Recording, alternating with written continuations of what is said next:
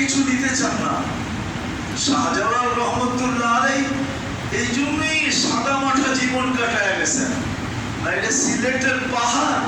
আমার তো বিশ্বাস যেই ব্যক্তি সুরমা মুসল্লায় পার হইতে পারে, সিলেটের পাহাড়কেও সোনা বানাইতে পারত। বললে সোনা হয়ে যেত।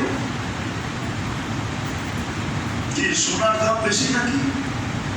আল্লাহ তো বলতেছে সমগ্র দুনিয়া সমগ্র ভান্ডারের সাথে আমার কাছে মশার ডানার সমান দাম নাই। তাহলে এই দুনিয়ার সিলেটের পাহাড় সোনা হলে কি হইতো? আর মশার সমানও তো দাম হইতো না, ঠিক না? ওটা আল্লাহ দিলে অসুবিধা কি ছিল? কিন্তু উনি ব্যবহার করেন না।